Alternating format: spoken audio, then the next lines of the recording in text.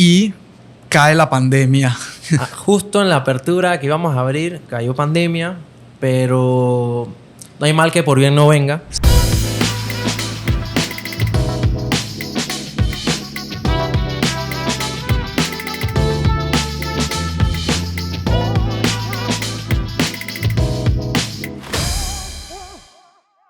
Sí. Bueno, recuerdo un día que me tocó ir a Panamá Pacífico, a Tocumen y a Albrook el mismo día. O sea, para los que nos escuchan que no conocen Panamá, estos son distancias, digo, Panamá es pequeño, pero estas son distancias Bastante de largas. Extremo a extremo. Que en realidad son distancias largas, pero súmale el tráfico del día a día que hay en Panamá, se extiende bastante. Bueno, y hablando de eso, entregaste pedidos bajo la lluvia. Correcto. Bueno, un día teníamos un cliente que tenía un evento y el evento lo programó hace un mes antes. Teníamos los productos, todo, promesa de entrega para cierta hora. ¿Qué pasa? Yo voy camino a hacer la entrega y a la hora que había que entregarle yo estaba en tranque. Estaba como a 10 cuadras, pero en tranque y con lluvia. Y el cliente estaba molesto un poco. Me tocó estacionar el carro y agarrar y caminar bajo la lluvia con las bolsas con tal de cumplirle al cliente, que para nosotros en ese momento era un cliente... O sea, sigue siendo un cliente importante, pero para el tamaño que teníamos era una venta bastante considerable. Con tal de quedarle bien al cliente, lo que sea. Así que bajo la lluvia se hizo la entrega. Y aprovecho esa historia para entrar en ese punto. Y es el tema de la relación con el cliente, que para nosotros siempre fue sumamente clave. También en nuestra inexperiencia, siempre tuvimos claro que queríamos quedar bien, que queríamos crear una relación. Y estas son cosas que hemos aprendido. Ahora en e-commerce se habla mucho del tema de no ganes una venta, gana un cliente, gana una relación. Nosotros auténticamente en ese momento queríamos eso. Digo, aparte Panamá es muy chiquito, de nuevo, lo repito. La clientela obviamente así mismo es pequeña y teníamos súper claro que queríamos crear esas relaciones y aparte es un producto repetitivo. Entonces queríamos tener eso. Correcto. Y nos enfocamos muchísimo. Bueno, el customer service de nosotros es algo que nos ha caracterizado y que nos ha ayudado a tener el éxito que hemos tenido y nos ha llevado hasta donde nos ha llevado. Total. No por algo tenemos una buena clientela de compras recurrentes. Definitivamente una de las métricas que validan todo este esfuerzo de atención al cliente, de mantener una buena relación, creo que es la métrica de retorno de cliente, retorno de gente que nos compra, que nos compró una vez y volvió a comprar al menos una segunda vez mes a mes. Siempre anda arriba del 70-75%, que para nosotros es como la validación de todo. Correcto. Especialmente cuando tienes un producto que es consumible, repetitivo, porque sabemos que, por ejemplo, si vendes una refrigeradora, los chances de que te vuelvan a comprar en un corto plazo una refrigeradora son muy pocos. complicado, exactamente. Pero cuando tienes ese tipo de productos consumibles, definitivamente el tema de la relación a largo plazo, lo que tú quieres ganarte no es la primera venta, sino las ventas en adelante. Tienes que enamorar al cliente al final. Y lo enamoras con customer service, lo enamoras con beneficios, precio. Hay distintas características o cosas que tienes que aplicar como emprendedor. Total, que ahí entra justamente otra de las cosas que particularmente nosotros creo que también como por intuición decidimos implementar, que fue el tema del programa de lealtad, los Midcoins. Que también fueron como una característica que nos dio una cierta diferenciación en el mercado y que al día de hoy, no sé, es un programa con más de 4,000, casi 5,000 inscritos al programa. Correcto. Y que todos los días se utiliza el beneficio. Correcto. Básicamente darle algo a cambio al cliente que es fiel y que se queda contigo, y de paso tú ayudas a incentivar que te sigan comprando a ti y que compren más. Correcto. Así que bueno, ese es como algo que se puede hablar más adelante en otro episodio, como de aplicaciones y cosas para Shopify. Pero digo, en nuestro caso creo que el siguiente hito clave en la historia es la pandemia. Bueno, hay algo prepandemia que pasó. No sé si te acuerdas que tú estuviste por México. Ajá. Viendo unas datas de del retail, el comportamiento retail. Sí, estuve en un Google Week en Ciudad de México, que tuve la oportunidad de ir y de las cosas que me traje así súper relevantes en ese momento, eso era 2019, Al mediados. final, más o menos, Sí. como entre noviembre, septiembre, noviembre. Sí, por ahí. En Google Week, Google, obviamente, uno de sus expertos en una charla mostraba data sobre el comercio al detal y obviamente como que reafirmaban que el comercio al detal, el 95% en la región seguía siendo físico.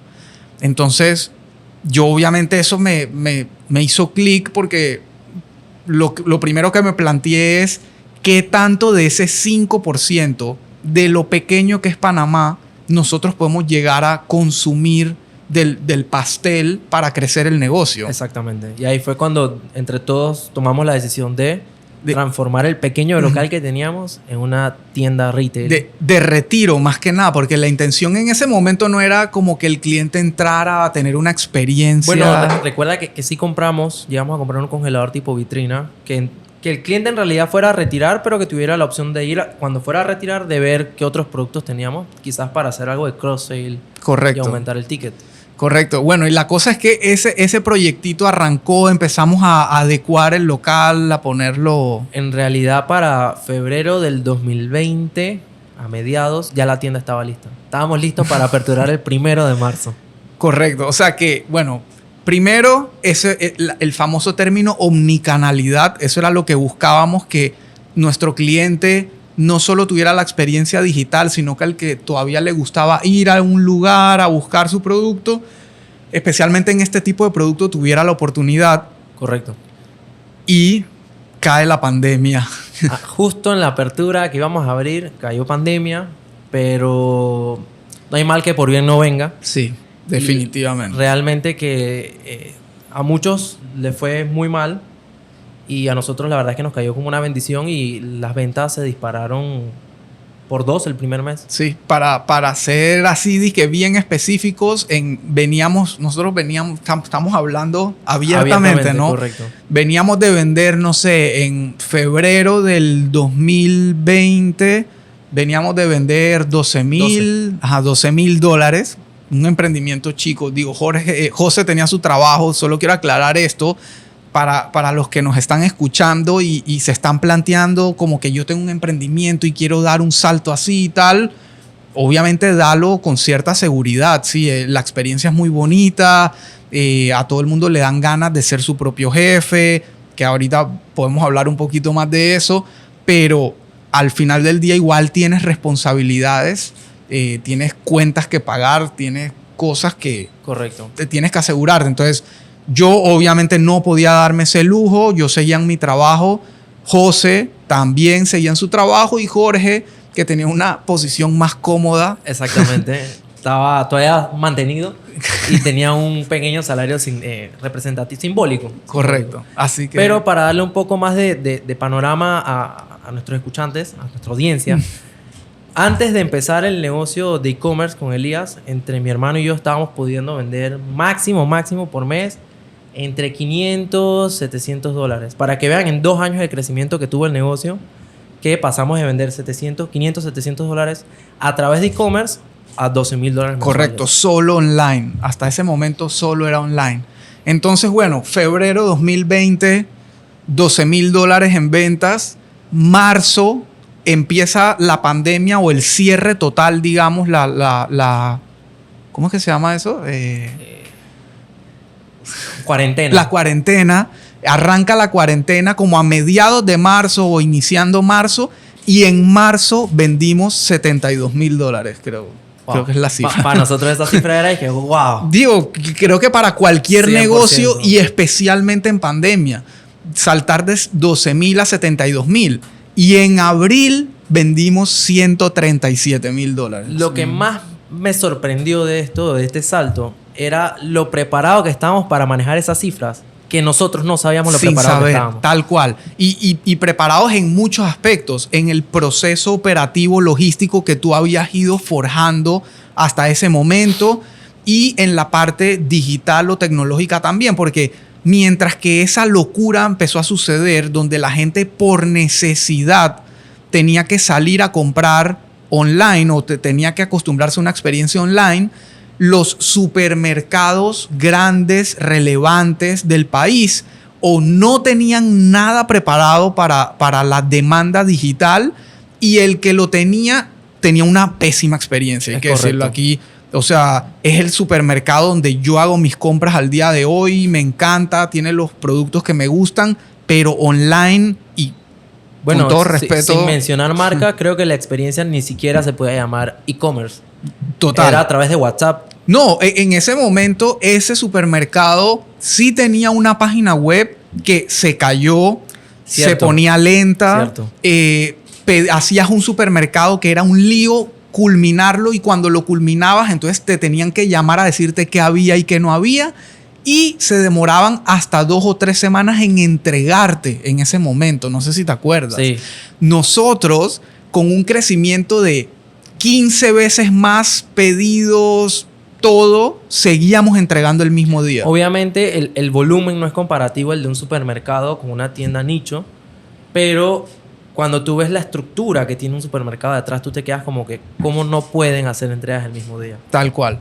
Y eso nos llevó, obviamente, eso a nosotros, sí, buenísimo en ventas, pero nos representó una cantidad de retos así inmediatos. Correcto. Que tuvimos que afrontar, como no tener la capacidad física para almacenar la demanda que había. Nosotros teníamos en ese momento 6 congeladores horizontales, no vitrina, y los manteníamos llenos hasta arriba, digamos un día normal de pandemia. Los llenábamos en la mañana hasta arriba, y al mediodía, 2 de la tarde, ya el congelador, los 6 congeladores estaban completamente vacíos. Lo que es bueno en parte, pero a la vez también te representa venta perdida. Porque si no tienes producto, no puedes generar la venta.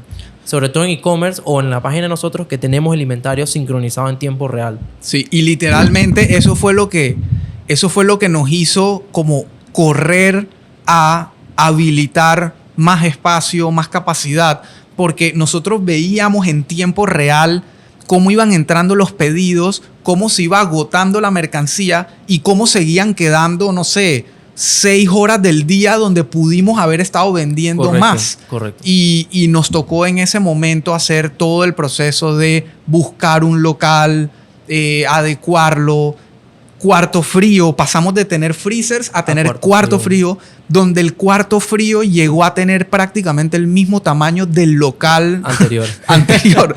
O sea, teníamos almacenamiento congelado para producto del tamaño del local entero donde operaba. Eso es algo que yo todavía como que... O sea, bueno, me parece... una anécdota de eso ahorita mismo es que nosotros nos mudamos en abril, después de haber buscado local y definir y todo. Y la mudanza total tomó máximo medio día. Impresionante. Y en ese momento el muchacho que teníamos trabajando con nosotros me dice que wow, yo estoy sorprendido con ustedes, cómo ustedes en cuestión de una semana consiguieron local, consiguieron cuarto frío y se mudaron en medio día. Y en cuarentena total, donde solo la gente con salvoconducto podía circular. Correcto. Y la calle vacía, los policías deteniendo obviamente a la gente que no podía, y nosotros pudimos coordinar camión. Nosotros no, yo estaba en mi casa. Yo fui parte como de los primeros en cuarentenados, porque justo acababa de llegar a Panamá de viaje, y obviamente el MINSA nos mandó de una vez a mi esposa y a mí a la casa, así que yo estaba encerrado coordinando lo que podía, apoyando lo que podía desde ahí. Pero el que se echó al hombro esa mudanza fue Jorge. Aquí también José también ahí participó. José también participó. Y fue de verdad un trabajo titánico. O sea, sí, coordinar la mudanza, comprar cuarto frío, instalar cuarto frío, algo que nunca habíamos hecho, nunca habíamos ni siquiera cotizado. O sea, fue un trabajo titánico en verdad, y se logró. Correcto. A partir de ahí, digamos que cambió radicalmente la operación de Midhouse, porque hubo que contratar personal. Se contrató personal, se contrataron 2 personas adicionales, una encargada para la parte de contabilidad, y otra persona exclusivamente para la parte de Customer Service, que recuerdo en su momento no teníamos a alguien especial para eso, y Elías es el que se encargaba desde casa. Y me estaba enloqueciendo. Sí. O sea, en ese momento, que fue otro aprendizaje, en ese momento teníamos WhatsApp chat en vivo, email, o sea, habíamos abierto múltiples canales. Por suerte no teníamos una línea telefónica habilitada, porque si no, ahí sí nos volvíamos locos todos. La cosa es que yo estaba llevando mi negocio en ese momento, que era esta agencia Simplify, acababa de nacer desde mi casa también, y me estaba yendo muy bien, afortunadamente. Estaba recibiendo todo tipo de clientes, emprendedores, empresas grandes, tenía reuniones virtuales todo el día y tenían una pantalla aparte abierto, WhatsApp y chat en vivo con gente no quejándose, porque eso fue lo bueno, no habían quejas, era gente que cuando veía que se acababan los productos porque no teníamos la capacidad, entonces empezaban a preguntar, ¿y cuándo llega tal producto? ¿Y cuándo llega el pork belly? ¿Y cuándo llega la entraña? Entonces era literalmente apagar esos fuegos. Correcto. Así que digo, no, de verdad que la experiencia fue... Digo, de esta parte de pandemia me tocó aprender bastante e implementar muchas cosas que había visto en la universidad, que en su momento yo pensé, esto nunca lo voy a aplicar, pero sí me tocó aplicar procesos más que nada logísticos para hacer una operación más óptima. Porque al tú tener un volumen al que no estás acostumbrado, puede que se creen embudos en los procesos de trabajo y demás, pero tú tienes que encontrar la forma de optimizar. Y junto con el personal que se había contratado, se crearon documentos para llevar récord de armar pedidos, hojas de ruta, mandar motorizados para estas áreas, cómo optimizar todo. Y la verdad es que parte de los 5 años de aprendizaje que he tenido en Midhouse, la parte más importante me la llevo de pandemia. Total. Que fue la parte más retadora.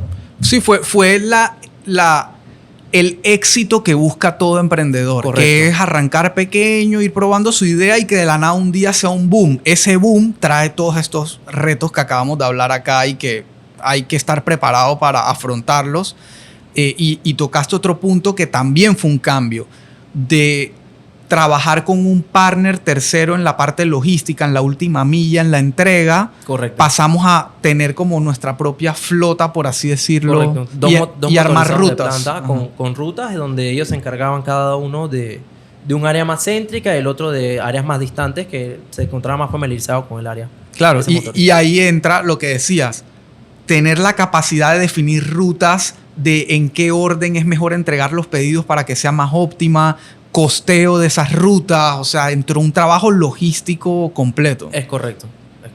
Así que, y aquí quiero hacer un paréntesis de algo que, y para ir cerrando, porque ya hemos hablado tanto y sé que esto va a dar como para 2 episodios, pero aquí hago un paréntesis que es lo que no me canso de repetirle a mis clientes o a la gente con la que hablo y me pregunta de e-commerce, y es que se pueden dar cuenta fácilmente con todos estos temas que hemos tocado que hacer e-commerce no es hacer una página web, es mucho más que eso. Mucho más. Si de verdad tú estás montando un negocio digital, tienes que considerar todo lo que implica un negocio.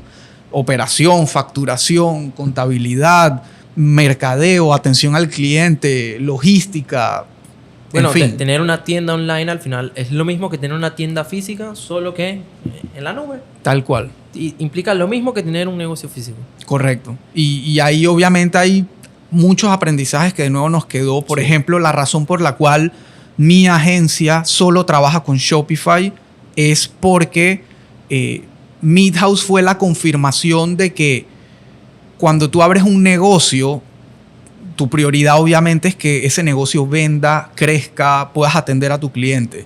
Cuando tú le agregas a eso, tener que mantener tecnología, tener que estresarte por si la plataforma que estás usando es segura, se cae, es lenta, como lo que le pasó al supermercado este grande que mencionábamos, ya estás entrando a otro negocio, estás entrando al negocio de la tecnología. Correcto. Y normalmente el emprendedor, el empresario, no es una persona de tecnología, es una persona de negocio, de venta, de comercio.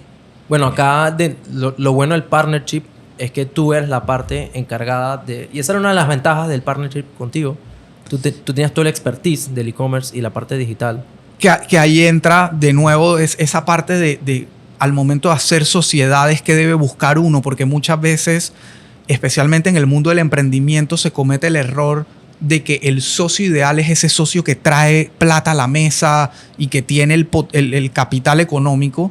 Y la realidad es que muchas veces lo que estás haciendo es entrar a una relación por conveniencia, Correcto. como un sugar daddy versión negocios. versión de negocios. Y al final del día no tienes una relación necesariamente sana, sino una relación que se basa en cifras. Y mira, la realidad es que se termina convirtiendo en un jefe. O sea, saliste Eso de... te iba a decir de que quiero ser mi propio jefe, pero entonces tengo este inversor de te dinero. va a exigir el doble que un jefe normal. Tal cual. Porque quiere ver resultado, quiere ver retorno. A él no le importa que tú ames tu negocio y ames a tu cliente. A él le importa la plata al final. Bueno, y probablemente te pida un porcentaje mayoritario en las acciones porque al final le corre el riesgo de la plata. Correcto. Entonces, en nuestro caso, de nuevo, no fue que veníamos con ese aprendizaje y ya lo sabíamos y por eso se unieron los planetas. No, fue mera casualidad que encontramos un complemento entre los tres. Pues yo traía esa parte digital, tecnológica. Bueno, tú lo dijiste. Yo tenía recién graduado de la universidad, 0 experiencia laboral. Correcto. Toda mi experiencia ha nacido en Milhouse. Y tenías las ganas, estabas dispuesto a hacer ese esfuerzo de ir tú mismo a hacer los delivery, a ir donde el proveedor, y eso fue evolucionando sobre la marcha. Y por el lado de José, justamente por su carrera y su expertise, siempre ha sido una persona muy como metódica, numérica, que le gusta todo en un cierto orden específico. Y a personas como yo, que definitivamente ese no es mi fuerte, es clave tener un socio así. Sí. Al final tienes que evaluar cuáles son tus fortalezas y debilidades y compensarla con la persona que te estés asociando. Correcto. Y muchas veces, igual, no solamente es en sociedad. Si tienes la posibilidad, es contratar un personal que te complemente a ti. No es un personal Exacto. para darle órdenes y delegar, sino un personal que te aporte a ti y al negocio, que bueno, ese es otro tema también para empresas de todo tamaño. Pero bueno, para ir cerrando, creo que, en resumen, en pandemia, de nuevo hablando a calzón quitado, como quien dice, Milhouse llegó a vender casi $1 millón ahí cerquita, nos quedamos por Tuvimos un poquito, ahí a pelito, pero a pelito del $1 millón. Y el año anterior a eso habíamos vendido $123,000 más o menos. Entonces, sí, una historia para contar y seguir contando, porque aprendimos muchas cosas. Se puede escribir un libro de eso. Sí, total. Y lo peor es que hay que decirlo, no todo es bueno. O sea, tuvimos aprendizajes. Me robaste el pensamiento. Yo les iba a comentar que no necesariamente las decisiones que hayamos tomado son las decisiones correctas o las mejores decisiones. Probablemente se pudieron haber tomado mejores decisiones, pero eran las que en su momento creíamos eran las correctas. Y con esto quiero llegar al punto de que cuando emprendes te vas a equivocar y tienes que estar mentalizado en que te vas a equivocar y ser lo suficientemente humilde para aceptarlo. Y también resiliente para aceptar que puedes salir adelante nuevamente y que te equivocaste una vez, pero nuevamente puedes volver a intentarlo y así es el emprendimiento. Correcto. Es una vida difícil. Es una carrera de obstáculos. Correcto. Y bueno, eso que dijiste antes de que trabajas menos siendo emprendedor, mentira. Sí, esa era una de las preguntas, porque antes de entrar al episodio le pedía a el equipo acá en la agencia que si tenían preguntas para un emprendedor me dijeran, y por ejemplo una era esa, como que hay de cierto o esa aspiración de que cuando me voy a ser mi propio jefe y a emprender, tengo libertad de mi tiempo y trabajo menos, esa fantasía, ¿no? Es completamente mentira. Ese es un trabajo normal, tú un domingo te puedes desconectar, pero cuando eres emprendedor tú tienes que estar sábado, domingo. De lunes a lunes estás trabajando, metiéndole mente. Estás durmiendo y estás pensando en el negocio, en las preocupaciones, en las motivaciones. O sea, no descansas siendo emprendedor. Pero la verdad es que la satisfacción personal y lo que puedas ganar económicamente, la verdad es que vale cada minuto de esfuerzo invertido en emprender. Total. Es que es una sensación diferente y no quiero que me malinterpreten, porque cuando uno trabaja para una buena empresa donde se siente valorado, donde se siente cómodo, uno igual se despierta con ganas de aportar más, de aprender más, de hacer más.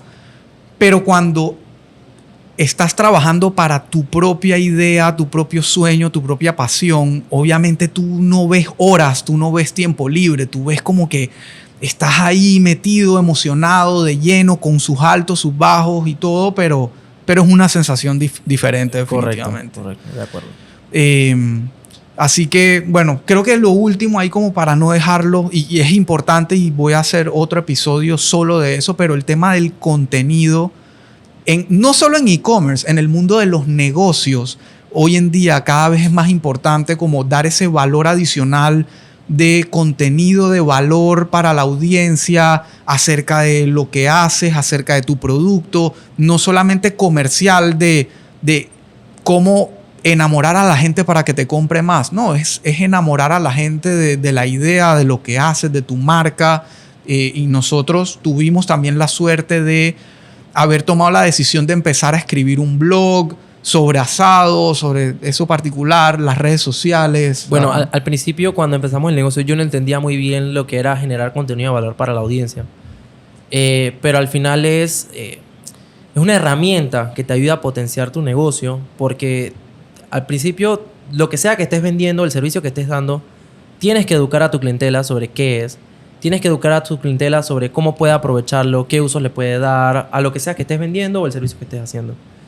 Y generar contenido te ayuda a crear comunidad, te ayuda a conectar con otras personas, le das un valor agregado a tu marca y a tu audiencia que probablemente te ayude a diferenciarte de la competencia.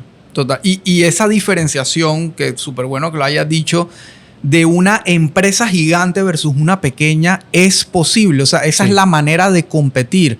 Es hacer ese esfuerzo adicional que la empresa grande muchas veces no tiene el tiempo ni la capacidad para hacerlo, pero uno sí puede meterle ese toque original y adicional a su negocio. Así que eso es algo que no hay que perder nunca de vista. George, no sé, ¿qué quieres decir adicional para cerrar? ¿Algún consejo? Bueno, mi consejo, se lo dije antes y se lo repito nuevamente. Emprender no es fácil, es súper satisfactorio. Te vas a llevar mucho aprendizaje, pero no dejen de perseguir sus sueños y de que porque sea difícil o de que hayan retos, no lo vas a lograr. Sí lo vas a lograr, solo tienes que meterle esfuerzo, empeño y todos los días presentarte, todos los días estar ahí, todos los días hacer lo que tienes que hacer. A pesar de que no te guste o de que sea un poco complicado, tú dale porque sabes que lo que viene después de eso es satisfactorio. Total. Y creo que es importante diferenciar en ese proceso que emprender es una cosa y tener una idea es otra cosa. Es correcto. Puedes tener 200,000 ideas, si no ejecutas, no tienes nada. Exactamente. Y lo otro es, puedes fracasar con una idea y arrancar con otra y sigues siendo un emprendedor y sigues buscando. O sea, si algo no te funciona, no te frustres ahí. Bueno, hay algo característico de los emprendedores y son los fracasos. Total. La vez pasada estaba leyendo un blog aquí ya para terminar y es que, perdón, en un libro que estoy leyendo ahorita mismo. Y es que lo puedes recomendar si quieres para... Se llama The GE Method, que es de General Electric Method with...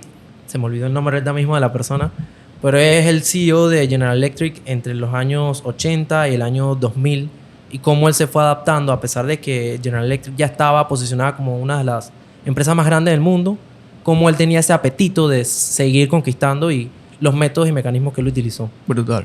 Que los grandes empresarios al final llevan en su manga como rangos o rayas de experiencia los fracasos que han acumulado hasta el momento y que los han ayudado a obtener el éxito que tienen en su momento. 100%. O sea, es aprendizaje puro y duro y cuesta, o sea, es doloroso, pero después eso te ayuda a levantarte más fuerte. Digo, suena un cliché, pero...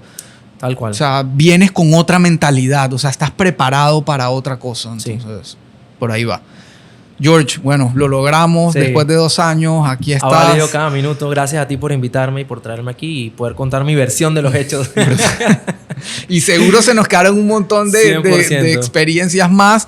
Pero bueno, probablemente grabaremos otro más adelante. Cuando quieras, hermano. Nos vemos. Dale, gracias. Dale.